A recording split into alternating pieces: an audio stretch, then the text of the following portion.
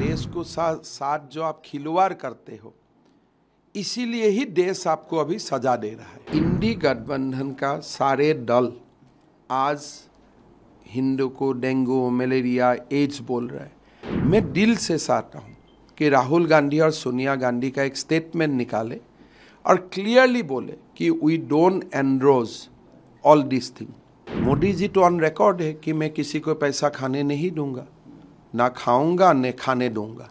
अपने जो काम करते हो, देश को साथ जो आप खिलवाड़ करते हो, इसीलिए ही देश आपको अभी सजा दे रहा है।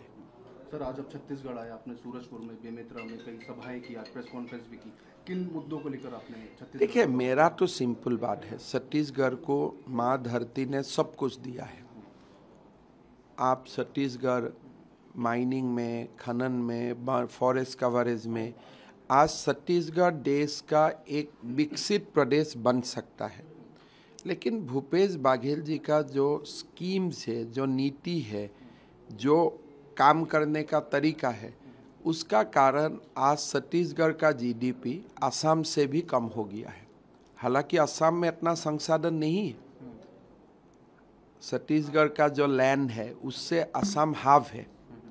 छत्तीसगढ़ से जो माइन है, मिनरल्स है, असम में उसमें हाफ भी नहीं है, 50% भी नहीं है। लेकिन भूपेश बघेल जी का नीति का कारण छत्तीसगढ़ पीछे हो चुका है और इतना तक चला गया कि अभी बेरोजगार को भी भत्ता देने का काम शुरू किया। मतलब रोजगार मैं नहीं दे सकता हूँ, उन्होंने ये खुला आम बोल दिया कि रोजगार नहीं है तो आप बेरोजगार भत्ता लो। तो ये छत्तीसगढ़ हमें नहीं चाहिए। हमें ऐसा छत्तीसगढ़ चाहिए जो देश को नेतृत्व दे, इकोनॉमी में अपना इतिहास, अपना संस्कृति को लेकर छत्तीसगढ़ का उत्थान हो, नवजागरण हो।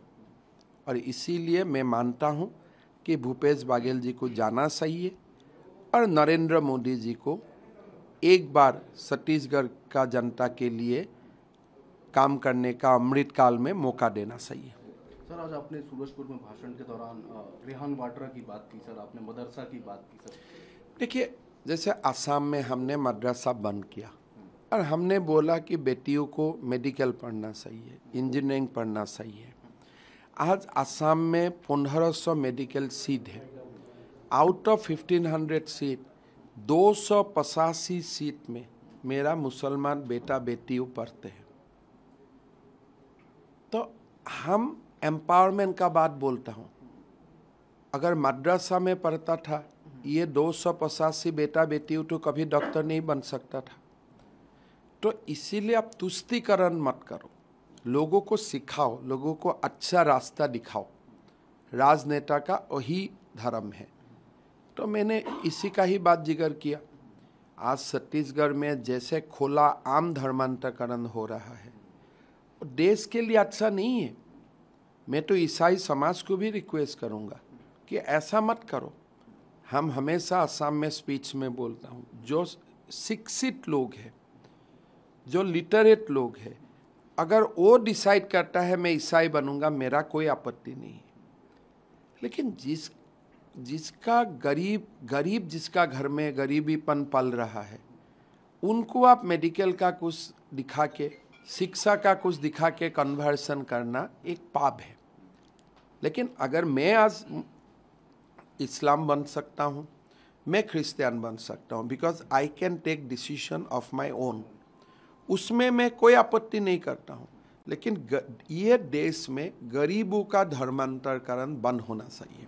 सर, सीएम बघेल तो क्लेम करते हैं कि जितने ज़्यादा church farmer CM Raman Singh की गवर्नमेंट में बने, उतने तो कभी नहीं बने। सबसे ज़्यादा तो धर्मांतरण ये सब बीजेपी में हुआ। ये रमन सिंह का दिन में हुआ, बघेल जी का दिन में हुआ, ये मेजरमेंट का बात नहीं है। अगर रमन सिंह जी का समय में हुआ, मेरा पता नहीं है, आपका समय में कानून लेके इसको बंद कीजिए। ये एकदम सिंपल बात है ना।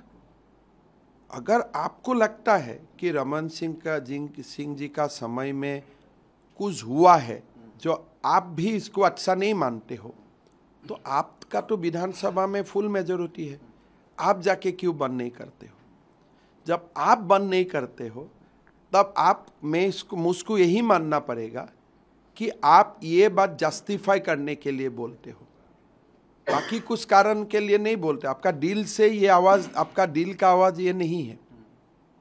अगर कहीं में आपको बुराई देखता है, आप सीधा जाके प्रहार करो ना बुराई का ऊपर। कौन किया है? आज जैसे आप लोग मुझको मणिपुर का बारे में क्वेश्चन पूछते हो, मैं नहीं बोलता हूँ 2012 में कांग्रेस का समय में 2500 लोग मारा था, किस लिए एक भी जीवन जाना दुख का बात है, वो जस्टिफाइंग का बात नहीं है। तो देश में ऐसा कानून होना चाहिए जिसमें गरीबों का धर्मांतरकरण बंद होना चाहिए। जब आप एक शिक्षित हो जाते हैं, आप +2 पढ़ते हो, डिग्री पढ़ते हो, आप अपना डिसीजन बिना इंड्यूसमेंट आप ले सकते हैं, तब आपको जरूर धर्मांतरकरण का अधिकार है। तो ये सब मुद्दा है, चुनावी मुद्दा है, समाज का मुद्दा है, और ये सब मुद्दा खोल के बोलना भी चाहिए, नहीं तो रुक जाते हैं कहीं ना कभी। सर, आपने बाबर की बात की, क्या आपको लगता है कि रोहिंग्या और यहाँ पे भी छत्तीसगढ़ में भी बहुत ज्यादा बसावट हो गई? देखिए, छत्तीसगढ़ ऐसा है, अभी हमने काल परसों एक केस एनआईए को दिया हूँ। पहले तो असम में घुसपैठी आते थे, अभी घुसपैठी त्रिपुरा असम होते हुए मेन लैंड तक आना शुरू कर दिया, और वो लोग आके फिर नेटिव किसी को शादी करके धीरे धीरे धीरे धीरे स्टेबलाइज हो जाता है। तो आसाम वो दौर से गुजर चुका है। तो इसीलिए मैं भारत का बाकी प्रदेशवासियों को निवेदन करूंगा कि आसाम का दिल में जो दुख है आज, ये दूसरा प्रदेश में होना नहीं चाहिए।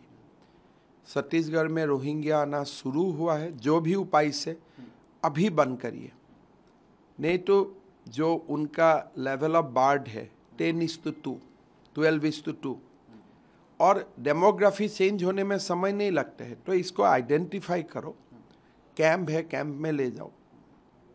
लेकिन अपना बीच में अगर एक बार घुस गया, निकालना मुश्किल है। तो वो बात छत्तीसगढ़ का लोगों का मैंने ध्यान आकर्षित किया। सिद्धांत तो छत्तीसगढ़ का लोग ही लेगा, लेकिन हम एक पीड़ित प्रदेश है, तो इसीलिए हमारा दुख का बाद हमने यहाँ रखा।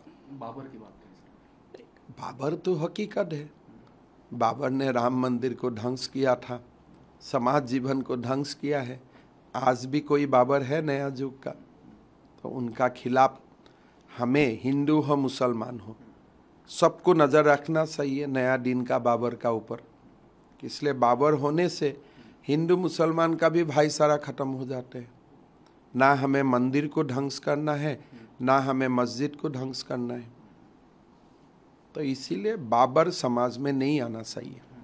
Sir, last question sir, second last question sir. TS Singhdeo आपके मित्र, आपने बात की, आप कांग्रेस में थे, बीजेपी में आके सीएम बने, और यहाँ पे 2.5 साल के बाद वो सीएम नहीं बन पाए, ऐसी चर्चा मीडिया में। देखिए, 2.5 साल का बाद टीएस सिंहदेव को सीएम बनना था, नहीं बना, ठीक है।